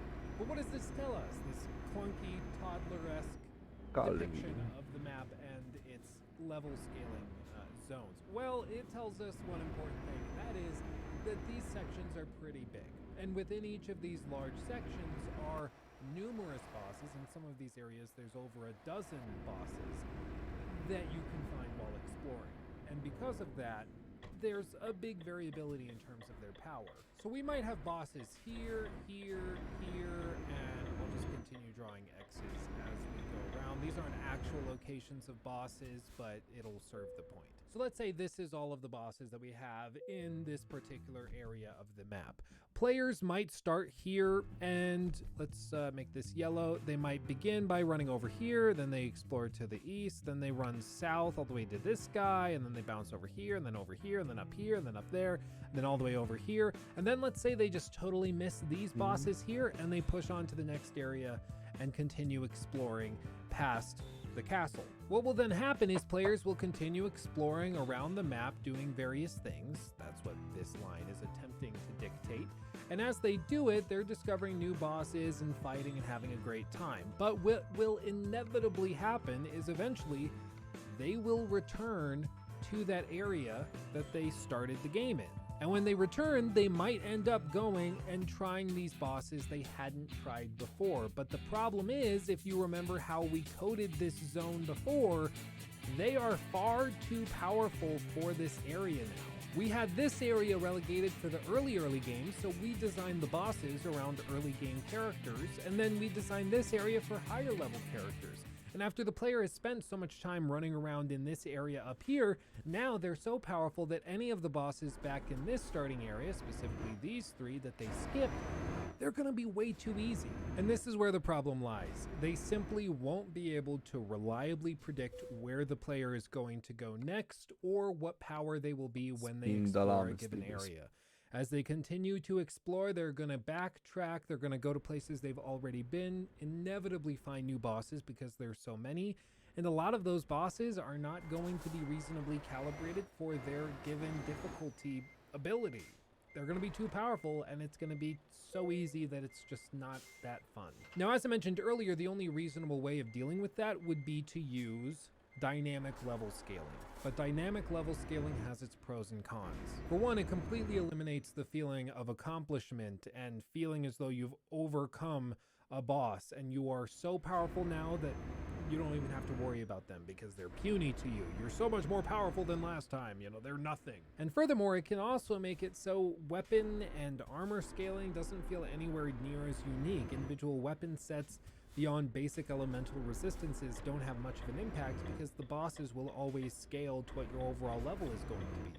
So it doesn't really matter if you have the best armor in the game or just really good armor, the feeling's gonna be about the same. And it's also just generally not in the spirit of these games. One of the things that unifies players of these games together is that we all fight the same bosses and deal with the same problems and overcome the same obstacles. It's one of the reasons we can all kind of relate to each other. So hopefully now you can understand why so many people had so many inconsistent experiences with Elden Ring. For some, a boss like Radon was pretty easy, and for others, it was incredibly hard because they went to that boss arena way sooner than the other player did. It could also be granted that the player went to a boss before or after a major patch hit because the first handful of rebalancings had the negative effect of nerfing some bosses and greatly empowering others. And Radon was probably the best example of this in these early patches in the weeks after the game's launch because he received a patch which attempted to make him easier and more fair, but it ended up greatly reducing his aggression and damage output to the point where it was unreasonably easy. So then, From Software had a knee-jerk reaction and overcorrected once again, giving him too much power to the point where the boss felt way harder than he was initially. They also did this with Melania, Blade of Miquella, when they accidentally gave her such an extreme patch that she became unbeatable for about a day and a half. You see, they screwed this patch up so badly, it's unbelievable. Okay. What happened is they changed it so that she gained an ability to heal on every single attack that she dealt out instead of just on the attacks that she lands. And if you watch her fight animations for about 10 seconds, as you can see on screen now, you'll see that she throws out a lot of attacks in very quick succession. And this made it so that unless you were a living legend, or were using an extremely broken weapon at the time, or were using a summon that was extremely powerful itself, you simply could not beat her. You would get her health bar down to about half, and then she would send out a flurry of swipes which recovered her health bar entirely. I will say using Malekith's Black Blade at plus 10, which has some special moves that reduce max health of the enemy, it didn't even really help that much because the max health reduction eventually reached its limit and she would just refill up to that point. It was extremely frustrating. Even using a magic summon, which duplicates your loadout and character under the control of an AI, didn't help. She was just simply too powerful during this patch. And From Software agreed, which is why just a few days later, they patched this fight again to correct their mistake. And what really sucks is a lot of players, I'm sure, during this time period, got to Malenia and just thought that she was stupid difficult. And so they abandoned her, and considering she's an optional boss, they just went about their business and never fought her again because this offered such a terrible experience and left such a bad taste in so many people's mouths. It's unfortunate, but this is what happens when you don't balance the boss fights properly, especially when there's so many bosses that players can have their pick. They're going to come across a boss that's broken and unbalanced and just abandon it. Even if it was an incredible fight or a really good one like Malenia is, they never are going to see the end of it because they just assume it's broken and that's that. But I think we've beaten this dead horse enough. It's clear that From Software was a bit out of their depth when it came to balancing this game. It just gives me Call of Duty Warzone vibes, if I'm being honest. Every time they patch one weapon, which is horrifically broken itself, they accidentally, or perhaps not so accidentally, break another weapon. At least in Elden Ring, the weapon which is broken accidentally isn't available for purchase in the in-game store. The point of all of this is to say that players had vastly different experiences with bosses at any given moment because of the inconsistency of the other game's balancing systems thanks to poor optimization on the developer's part. Because their weapons may have been boosted or nerfed overnight without their knowledge, or simply because the developers didn't expect the player to be at the level they were, whether they were overpowered or underpowered. For some of you, this may not be an issue. It simply is an artifact of games like this that have large open worlds and lots of combat encounters. Some of them will be more difficult than others, and that's absolutely true in almost every single open world game. But Elden Ring, like so many other From Software games, prides itself on allowing the player to craft their own experience with minimal guidance. That means that they are going to hold your hand or explain when you should take on certain bosses or when you should avoid them. It's up to you to determine whether or not you have the ability to defeat a boss like the Tree Sentinel for the first time.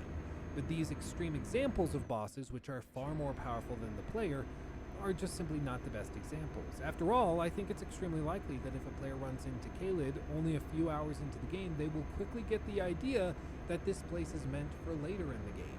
They will turn around, explore, beat bosses, and level up only to return later and have an easier time with it. And that's the way it's supposed to work. The frustration comes along when this line is blurred out. As I mentioned, a great example is a boss like Radahn. All over social media, people were talking about how difficult this boss was. And as I previously mentioned, his abilities were very, very inconsistent at this time.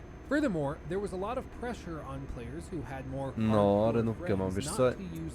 Potę zrobiłem, nie wiem dlaczego, bo moje miasto startowe to jest Warszawa, nie? And players didn't want to be teased for using this alleged crutch. And so what inevitably would happen is players would get into this boss fight and they would struggle with it. Tu jest marka Mercedes. Nie wiem dlaczego nie kupiłem od razu tutaj Merola, tylko pojechałem do Pragi, żeby kupić kurwa. Renówki są w Pradze na przykład, nie? W Warszawie można kupić tylko Mercedes. Nie wiem dlaczego tak robiłem.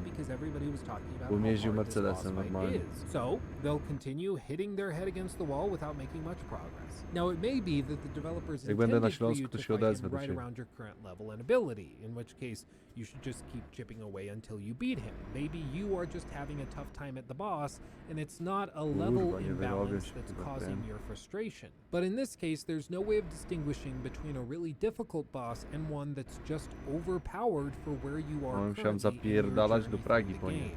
There aren't any On level wiery, no. markers, narrative gates, or DPS checks that stand in your way. So if you On choose to take this wierenówki. boss on, it's up to you to To determine jest ta, whether którą or not jeżdżę you i have a ten pierwszy reasonable tier, chance of taka beating zwykła. them. All told, this can lead to a lot of player frustration. What may seem initially like a difficult boss, but one that can be overcome, may actually turn Ale mam out to zamiar just be kupić one that you Mercedesa weren't teraz. meant to take on for another 30 hours of gameplay. And another difficult boss may initially appear as though it's meant to be taken on in 30 hours more of gameplay, when in reality it's actually balanced for where the player currently is, and he's just difficult. To But what Actrosa. will inevitably happen To is masz the na player myśli will abandon Actrosa? this boss Co to fight jest, only to marka take it on rynówki? later once they've become overpowered for it. And this all results in one key phenomenon, and that is that the player won't get the thrill of your standard Dark Souls game of working on a boss until they've mastered it. There's no way I can look at this and say it was part of some master plan on the part of From Software.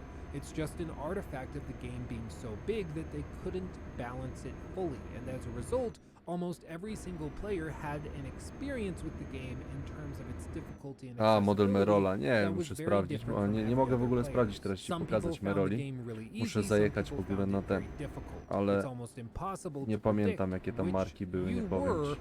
other than looking at the specific weapons you were Stacji using Eko zatankuję, and ciekawe jak the drogie time at paliwo. which you played the game, whether it was close to launch or a while after. But the most remarkable and impressively surprising thing I discovered while preparing for this critique and surveying thousands of you guys who are fans of this Po channel, 15 thank you to tańsze everybody niż who we responded, by Francji. the way, is that the majority of players were able to self-balance the game in spite of all of the problems and the clunky balancing on the developer's part. You see, players did so by balancing the experience to one that was much more easy than previous titles because they were given the freedom to do so. In the aforementioned survey, where I asked 2,000 fans of what they thought of the game, I also asked all of you guys how difficult you guys found the game to be. I also further clarified the question by sorting out who used summons, OP weapons, etc. And something remarkable became very apparent. Regardless of the O kurwa, weapons, wpierdoli się abilities, or we mnie. level a player was at the Nie, end of the zatrzymał game, się. the average player reported a difficulty that Wyjebał. floated around 7 Wymagał out się. of 10. And comparing that with other surveys I've done for other From Software games, such as Dark Souls or Sekiro, those games averaged a difficulty rating between 8 and 9 out of 10. So it's clear the majority of players found this game much easier, even though they were balancing it for themselves. In fact, probably the most interesting thing I found in the entire survey was that players who were using summons and overpowered weapons tended to rate the game as more difficult than those who weren't using those assets. As far as I can tell, this is probably because players who would have previously given up on a game like Elden Ring were actually playing through it, but they were able to use those tools to get through the game, whereas in a game like Dark Souls 3, they would have simply given up because it was too difficult and didn't offer them any tools to make it easier. And this, while I think unintentional, actually makes me reconsider whether or not this is a bad thing. Like, it's opened up this franchise and this style of game to a whole new group of players who wouldn't have played these games before, and those players are still rating the game as more difficult, even though they're using broken weapons and weapons that sort of allegedly are on the easy mode of Elden Ring. But players are still playing the game and even rating it more difficult than other players who are using objectively more difficult to use weapons. But the overarching point is that players seem to automatically balance the game into an experience level that is more enjoyable for them automatically. And that difficulty for a game like Elden Ring seems to be at about 7 out of 10. If players want to have a more difficult experience because initially it feels like a 5 out of 10, they will put automatic handicaps on themselves to make the game harder. They won't use summons, they won't use bleeding effect weapons, they'll avoid weapons like the Sword of Night and Flame, and they'll go through the game like that, such that it feels like a 7 out Co? of 10 W to tej them. chwili Whereas other Eurotraka. players who initially would have given up on a game like Elden Ring will use Nie wiem, the czy sword zrobię jeszcze te knife 1000 and will kilometrów use tutaj do tej summons, will use all Szwajcarii, these other assets ale going to pewnie them, przerwę w and they will trakcie. balance the Zaraz game zobaczymy, ile pojadę. down to a 7 Mam to zamiar 8 się out of jeszcze, 10 for them, whereas initially nie it wiem na might co have się felt like a przesiądę 10 out właśnie, of na 10. pewno w Again, Lola it z doesn't chłopakami excuse wieczorem, the fact that the 21. game is freakishly Między unbalanced 18 a and borderline 21 broken in chciałem a lot of zrobić w cases, Apexa z 8 meczy. but it still is interesting to me that players I nie wiem, quantifiably and verifiably Elder through Scroll this survey Online, are może confirmed to Rapta be bym balancing the spróbował, game in coś a w way tym that's stylu. similar across skill levels, which I just found really Opnął. interesting. But with that, we need to get into a Ale discussion of jeziorko. how easy the game is, generalized difficulty, and accessibility, which Coś is w a tym very hot stylu bym topic, especially dziabnął. around this game, because the Zastanawiam się sort of jeszcze. old guard of From Software fans don't tend to be that welcoming to noobs. In order to play these games and get welcomed into the community, usually Apex you na need to pewno. prove yourself 8 and play gierek through these walnę. games without tons Tak of z półtorej crushes or godziny mi się resistance. zejdzie. But Elden Ring took many Z tego strides przesiadam to się na seemingly Apex. make the game easier than any of the previous titles. But before we get into that, a quick thank you once again to our sponsor, Salad. So were you a little sussed out by that salad ad read that I did earlier in the video? Well, don't worry. I was a little suspicious of them when I first found out about them. I wasn't sure what to think of it. I mean, you're downloading software that's going to use your computer hardware when you're not around. Like, it might be a little suspicious. But I decided to investigate, and Salad actually makes sure that you can investigate freely because they want you to be comfortable with their software and services. Not only do they offer their software through open source channels so that you can investigate it yourself if you happen to be capable of doing something like that, but they are also official partners of Discord. They are proud members of the Blockchain Game Alliance, and on Trustpilot, one of the premier places to find out if a company is legit. They have 4.4 stars out of 5, and that's out of 2,000 plus reviews from real verified users. Furthermore, if you want to just help make the world a better place using your computer while you're AFK, you can actually set it to automatically redeem donations to individual charities. If you want to use your computer to generate revenue for the Trevor Project, St. Jude's Children's Hospital, 1% for the Planet, Breast Cancer Action, Oasis, the National Autistic Society, you name it, you can do that. It's that easy. Again, check them out at the link in the video description box below or in the pinned comment. And again, use referral code ELDEN when you sign up so that they know I sent you. Now, the first thing I want to do when discussing accessibility is go through this survey that I did and I've mentioned a few times. I already made a big video on it, so instead of just rehashing that whole thing, I'm just going to play you the important parts of that video. So here we go. Okay, so by default, we have a bunch of data collected in this Google spreadsheet survey thing, which breaks everything down into basic pie charts, which is good for basic questions if we're looking at single items that we're trying to evaluate, like how did you play this particular game? We find that 6% of players actually were using a mouse and keyboard, something totally baffling to me because I don't know how you play these games on mouse and keyboard without going totally insane. But this isn't really that useful for us because what we want to do here is we want to be able to break out the answers with a little more specificity. What I mean is that I want to be able to look at how players rated the game's difficulty, whether they use summons all the time, sometimes, or whether they didn't touch summons at all, and figure out if using summons actually led to players thinking that the game was easier than players who didn't use summons at all. And the only way we can really do that is by taking all of the data out, putting it into a table, and importing it into Excel, which is what I've done here. Trust me, it's more interesting than it looks. I'm gonna make this easy to understand, or at least try to. Basically, every single response in this data table is in a specific row. So this is one person's answers, this is another person's answers, and what we can do is we can actually set up these filtration systems where we can filter out specific answers to specific questions and remove those respondents from consideration for whatever we're looking at. In this case, for example, we only want to consider people who have played Elden Ring in some capacity, because why would we care what somebody who hasn't touched the game thinks about the game's difficulty? It wouldn't make any sense to evaluate that. So we're going to remove all of the respondents who didn't play the game at all. So boom, just like that, they're cut out of the survey, at least for this data collection that we're doing here. Then we can filter over and we can evaluate whether or not somebody has actually played through the entire game, or at least finished the main boss and gotten through the main campaign. If we want to just evaluate people who have finished the game, we can uncheck that box for no, and now we're only looking at people who have played the game and finished it.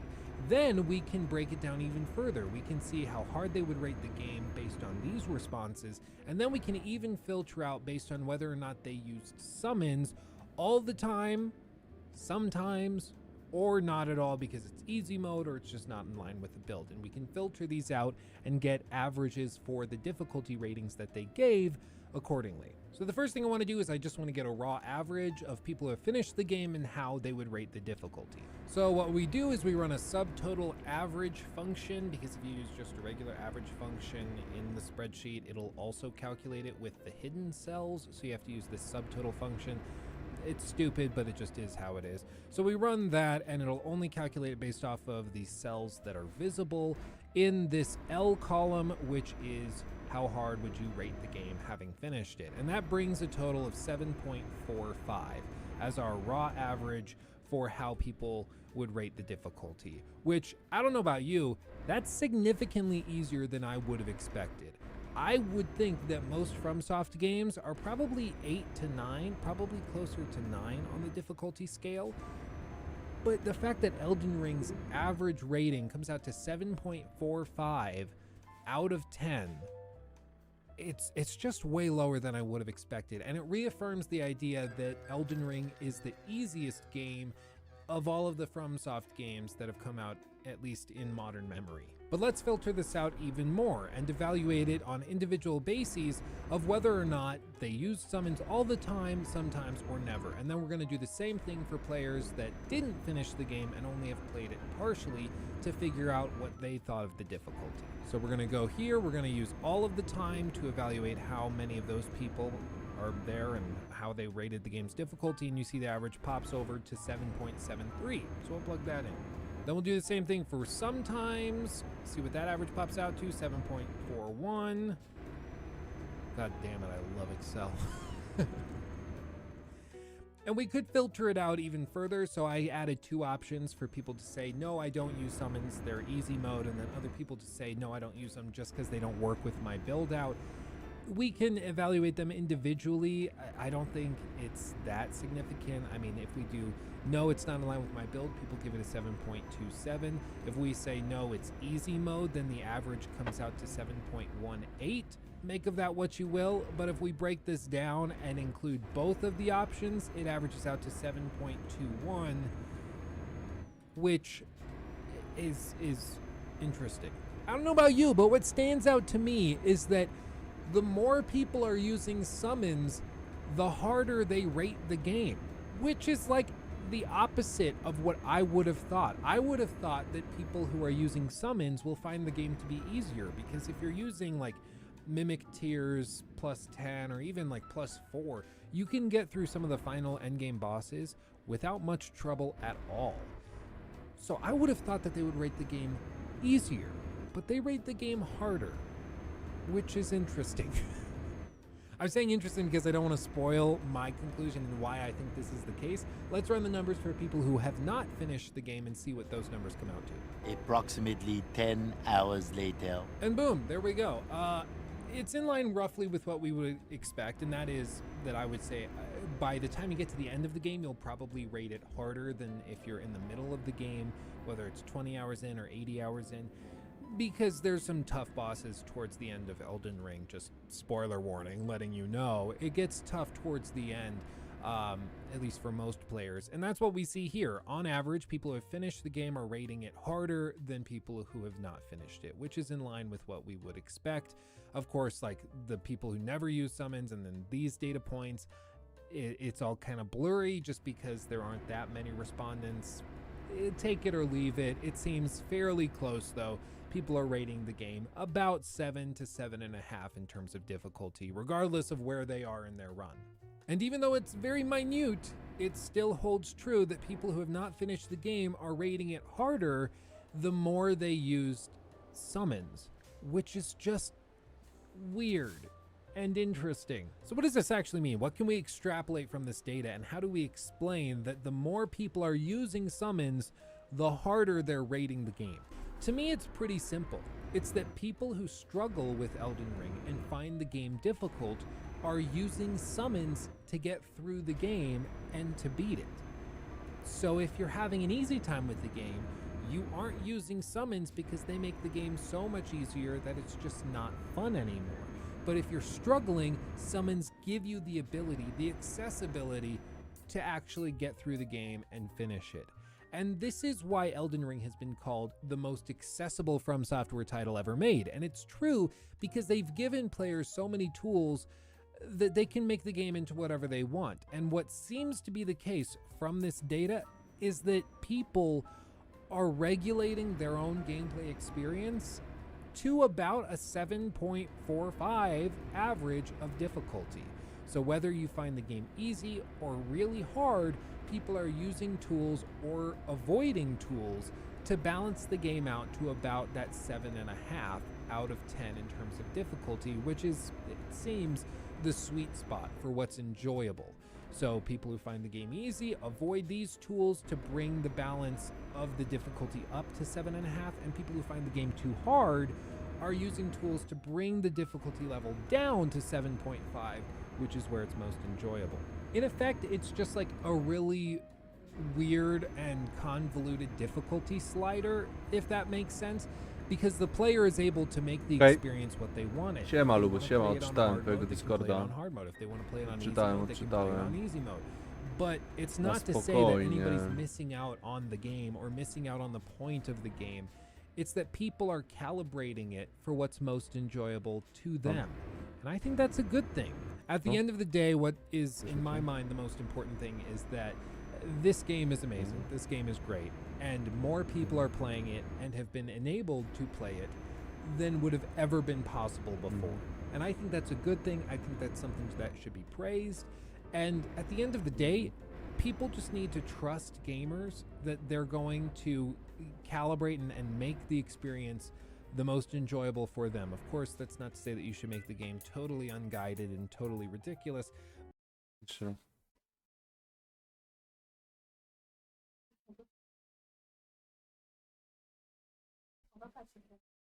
No. No i co?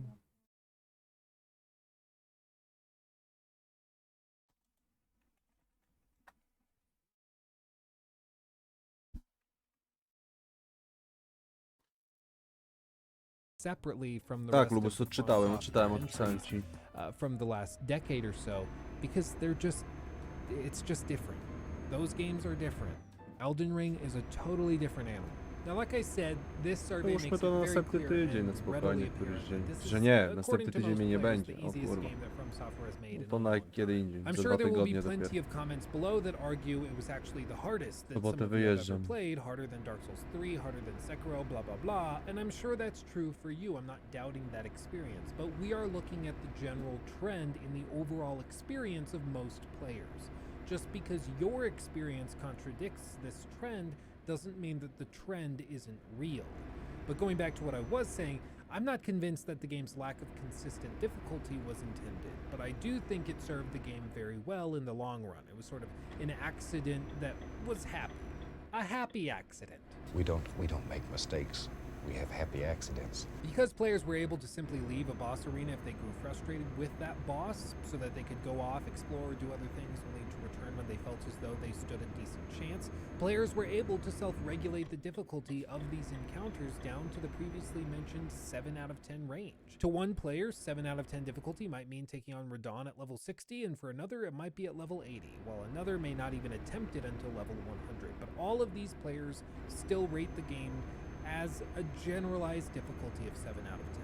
Now, I can understand why a lot of dedicated, hardcore, long-term fans of From Software games would find this whole shift in philosophy a little frustrating. These games were previously played by a very select few who enjoyed the soul-crushing grind dobrej and the pracy wonderful życzę. feeling that Pozdrawiam. washed over upon a boss's hard-earned defeat. Dasz radę. But with this game, your average player who would have given up on previous titles was able to get into it, and they were able able to blast through it using some very powerful weapons. It may have taken them a while, and they may have been 40 levels higher than the experienced player for a given encounter, but they were still able to play it. And I take this as a good thing, actually. I love video games, and I love sharing them with people. The idea that a larger group of people could experience the same thing that I love, albeit in a slightly different way, is one that fills me with joy and not contempt. Regardless, love it or hate it, this seems to be the way that From Software is going. They are trying to make their games more accessible and more approachable to more players, and I personally think that's a good thing, so long as it doesn't simplify the game systems to a point where it turns into like an Assassin's Creed style of dumbing down gameplay systems where like the free running disappears and there's no actual assassinations and it's just a copy and pasted Viking simulator. Like, as long as they don't go that route, I'll stay happy. Furthermore, it makes good business sense because you can sell a lot more copies if a lot more people find your game appealing. And it's not just the level scaling and then the broken weapons, but it's also other additions such as the wondrous physic flasks, or countless items with stat effects and temporary buffs from quests that are more subtle, but all are welcome additions and generally make the game easier and more approachable so long as players can find those items and abilities and use them. But perhaps the biggest change and the most polarizing in the game is summons. Now, any discussion of difficulty with regards to Elden Ring will be incomplete unless you mention summons and co-op, which are two sides of the same coin. We'll touch on both co-op and summons, but the majority of this time will be spent discussing summons because it's what most of you guys said that you used, while co-op was more of an afterthought. Summons are pretty straightforward. You collect them throughout the world. Often they are protected by large hordes of enemies or even bosses, and most of them can be leveled up again to gain power and health and different abilities. From the moment the game launched, people said that this was effectively Elden Ring's easy mode. The general tone was that if you used these things in boss fights, you were a little bitch. And I find this extremely stupid. You can look at any number of the interviews that Hidetaka Miyazaki gave leading up to the game's launch, and you will see that he regularly talked about how these summons were an intended gameplay mechanic. He put these things in here to be used, just like he added the Flask of Crimson Tears for healing, or the Flask of Wondrous Physic for certain perks that can be swapped out. As we said before, one of the coolest things that this game has to offer is the self-regulation of its difficulty, whether or not it was intentional. If you find the game too easy while using the healing flask, you can certainly go without it and simply not use it, but that's your choice to put that handicap on yourself. In the same vein, summons receive the same major treatment. If you want to avoid using them, that's good for you, but don't put other people down for using this system that the developers put in place. I'm just gonna be honest with you. O, najbliższy parking zjeżdża. Cool. It doesn't No, make w you sumie tu seem jest dobra. capable or more Przerzucam się na badass. inną grę. You just seem like a douche. So don't do it. You know what it's like? It's like all those people who you go out to dinner with and they're like, "Oh, I ordered this steak, the same steak that you got, but you eat the mushrooms on the side." Okay. I mean, yeah, you're basically ruining the meal, but okay, yeah, no, you do your thing. Whatever, loser. Don't eat those mushrooms. That's stupid. You're stupid for doing that. Whatever. But like, the chef put the mushrooms there. They added that to that dish. They intended for you to eat the mushrooms with the steak. You being like, I'm not convinced. I think that's really sucky. I don't think you should use the mushrooms. I don't think you should eat them. That doesn't make you seem like a savant or somebody who knows something I don't. It just makes you look like a douchebag. So don't bash people for using summons because the developers put summons